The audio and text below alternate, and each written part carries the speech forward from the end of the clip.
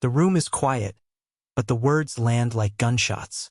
At 62, Quentin Tarantino, the man who built a career on violence, bravado, and razor-sharp dialogue, finally lets slip the names he once swore he would never say out loud. 6 actors.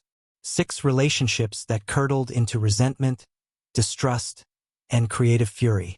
For decades, audiences believed Tarantino's sets were temples of passion and freedom, places where actors felt worshipped by a director who wrote roles like love letters.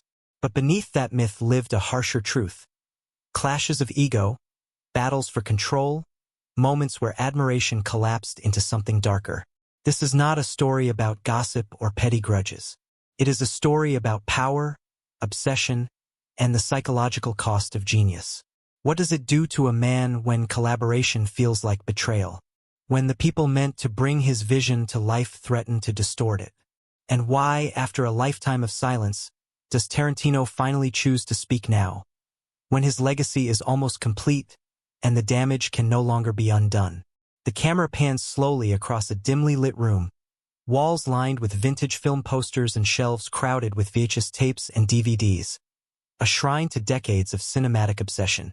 The light from a single desk lamp casts long shadows across Quentin Tarantino's face, highlighting the creases of age and the subtle tremor in his hands. He sits in quiet contemplation, a figure of contradiction, part maestro, part prisoner of his own genius. For years, the world believed the sets he commanded were temples of creative ecstasy, electric with collaboration and laughter. But tonight, as he leans back in his chair, the narration slips beneath the surface, revealing the truth concealed for decades. There were fractures, betrayals, moments of rage simmering behind polite smiles, and 6 names that have haunted him. Each name carries a story of control lost and trust shattered. Tarantino's eyes dart to the side, recalling arguments that began with minor disagreements over dialogue or tone and escalated into simmering resentment. He remembers the silent tension that would hang over a set like a storm cloud, each crew member acutely aware of the invisible lines no one dared cross. Psychologically, this chapter delves into Tarantino's obsession with authority, how collaboration, once joyous, became a battlefield where actors' instincts clashed with his vision. In his mind, control equaled safety. Losing it was akin to surrendering a piece of himself. The narration drifts to the myth of Tarantino, a man adored, larger than life, untouchable in his brilliance. Audiences saw energy, passion, fire, but beneath it all, there existed anxiety and fear, a constant undercurrent that whispered, "Do not let anyone ruin this." Every misstep by an actor became magnified. Every challenge felt like a personal attack, not a professional discussion. The myth had shielded him for years, allowing him to present a facade of effortless harmony. Yet the confession punctures this illusion, exposing the fragility beneath the bravado. Archival footage flickers. Tarantino laughing on set, the hum of a camera, the murmur of actors in conversation. The sound feels distant, almost eerie, as if observed through a veil of memory and regret. Naming the 6 actors is not framed as revenge. It is an act of release, a lifting of a weight carried silently for decades. And yet, the question lingers, heavy and unspoken. If the harmony the world witnessed was false, what else about his journey has been misunderstood? The camera slowly zooms in on his hands, trembling slightly over a stack of scripts, a subtle reflection of a man measuring the damage of his own intensity. The narration closes on a stark realization. To truly understand the origins of this hatred, one must trace the roots back to a time when control became inseparable from survival, when fear and genius intertwined in ways that would shape every creative encounter to come. The room grows quieter, the shadows longer, and the weight of unspoken stories presses in, leaving the audience poised on the precipice of revelation. The scene shifts to the past, where the flicker of neon signs and the hum of old projectors illuminate the lonely corridors of young Quentin's world. It is the 1970s, a time when small apartments smell of fried food and dust, and the sounds of television static compete with the distant sirens of Los Angeles streets. Tarantino is a child alone, wandering between the warmth of glowing screens and the coldness of human absence. His mother's presence is intermittent, his father's figure distant, leaving the boy to seek companionship in shadows and celluloid. Movies become not just escape, but salvation. A sanctuary where heroes obey the scripts, villains deliver predictable threats, and the chaos of reality is suspended in reels of light. Psychologically, the young Tarantino begins to equate trust with predictability. Every plot twist on screen is a lesson in anticipation, every actor's performance a template for control. Human beings, by contrast, are unpredictable, capable of betrayal, error, and disappointment. These early experiences etch a rigid rule into his mind. The vision, the story, the plan must remain unbroken. Actors, he learns, are dangerous wildcards. While he marvels at their craft, a silent fear begins to take root. The fear that real people, with their emotions and whims, could derail the order he so desperately craves. The camera follows him into dimly lit video stores, where he lingers over rows of VHS tapes, reading back covers with reverent intensity. He watches grindhouse films, memorizing dialogue, studying camera angles, internalizing the rhythm of storytelling. Every scene observed is a lesson in control. The camera's eye, the director's will, the actor's obedience. A faint unease lingers, however, the realization that the magic he adores is contingent on every participant playing their role perfectly. In life, he begins to see perfection is fleeting, and humans are inherently flawed. Scenes of the boy sitting in a darkened theater fade into memory montages of him scribbling scripts at night, the pencil scratching across paper echoing in the empty room.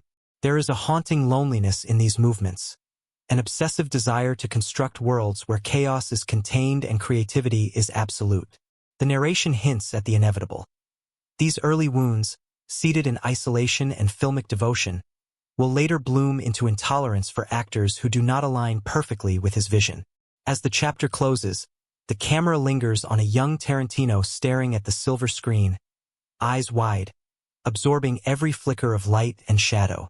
The foundation is set.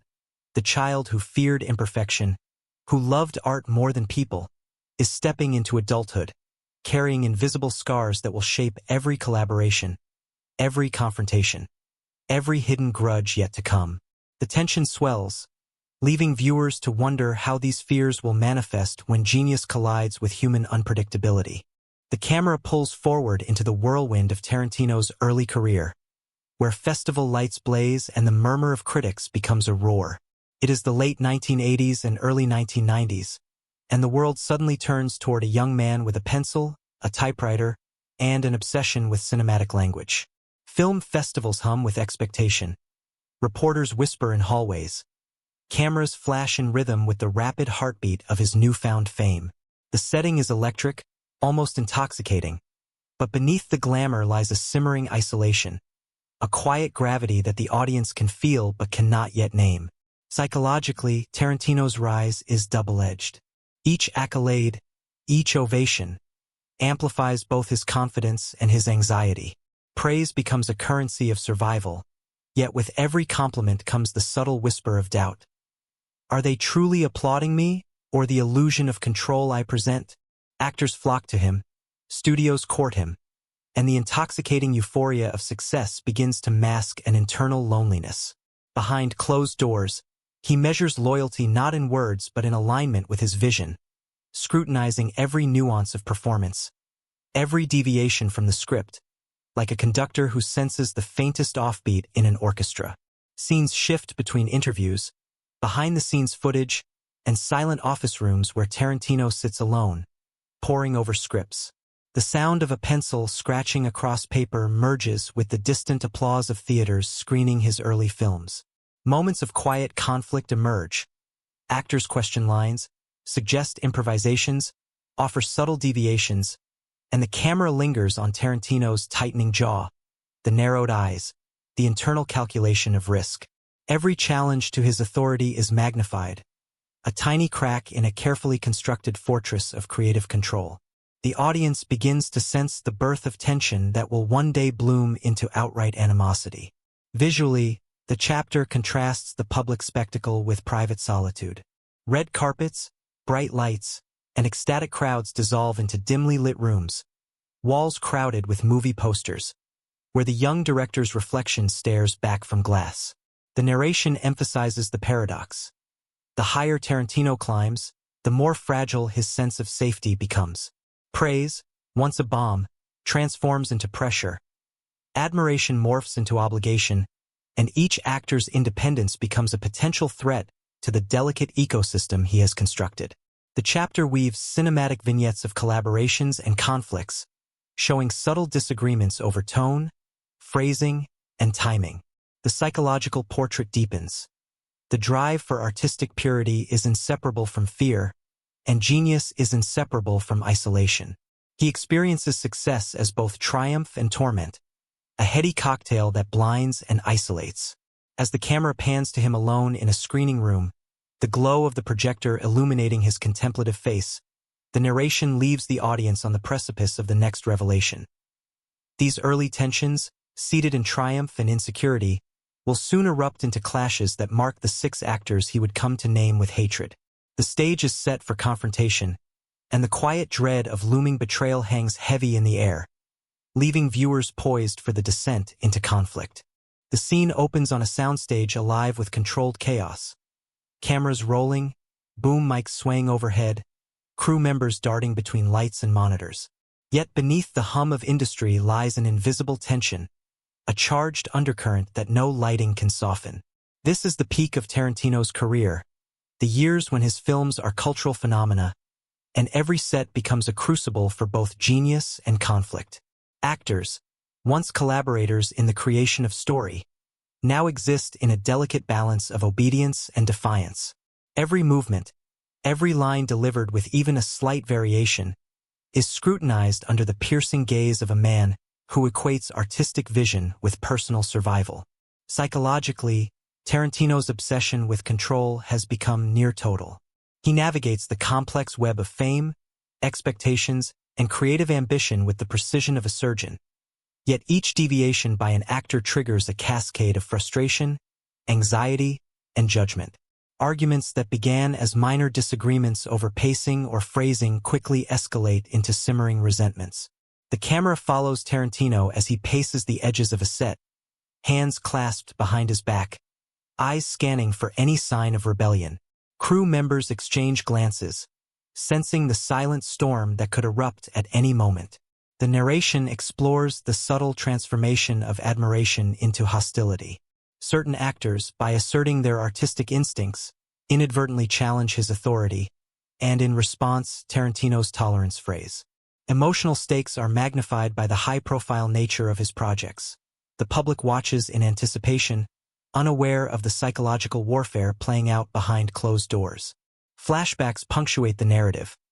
A terse exchange over a line of dialogue, a misunderstanding about character motivation, a quiet insult disguised as jest.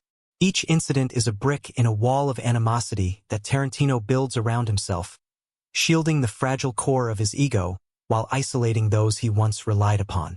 Visually, the chapter juxtaposes the glamour of film premieres with the claustrophobic tension of shooting days. Red carpets glitter, interviews buzz, and critics applaud, but on set, the energy is taut with unspoken battles. Scenes of actors exchanging polite smiles, while tension simmers beneath the surface, create a cinematic rhythm of conflict and anticipation. The audience senses that this is no longer merely creative friction. It is a collision of human wills, where loyalty, pride, and fear intersect with artistry. The narration deepens psychological insight. Tarantino's hatred is not born of whim, but of a profound fear that his artistic vision, cultivated over decades, might be corrupted. Trust has eroded into suspicion. Collaboration has mutated into a battlefield. The camera lingers on silent moments. A director staring at an actor's back, a whispered disagreement caught on a boom mic, the heavy exhale of a man wrestling with the paradox of dependence and dominance. As the chapter reaches its climax, Tarantino stands amidst the set's remnants, triumphant yet profoundly alone, the glow of cameras and lights fading to reveal the emotional wreckage left behind. The audience is left on edge, suspended in the unspoken question. What will happen when the truth, long suppressed, is finally spoken? The stage is set for the revelation that will shake both the actors and the world that reveres him. The camera returns to the present, to a quiet room suffused with the soft glow of afternoon light spilling through half-drawn curtains. Tarantino sits in a high-backed chair, framed by walls crowded with decades of cinematic memorabilia, posters, scripts, awards, a visual testimony to a life lived in obsession and artistry. The atmosphere is contemplative, almost sacred, a stark contrast to the chaos of the sets and premieres that once defined his existence. Here, the noise of fame has faded, leaving only the weight of memory, reflection, and the ghosts of relationships fractured by ambition and fear. Psychologically, Tarantino confronts the long shadow of his decisions. Naming the 6 actors is an act of reckoning, a gesture heavy with both honesty and remorse. Each name carries the echoes of arguments, creative clashes, and silent betrayals, but also the complexity of human connection. Moments of brilliance intertwined with moments of pain. The narration delves into the paradox of genius and isolation. A man capable of creating worlds so vivid, yet struggling to maintain equilibrium in his real-life relationships. Tarantino's confession is not vindictive. It is an attempt to acknowledge the fractures, to reconcile the myth of his collaborative brilliance with the reality of tension, disappointment, and the loneliness that accompanied his ascent.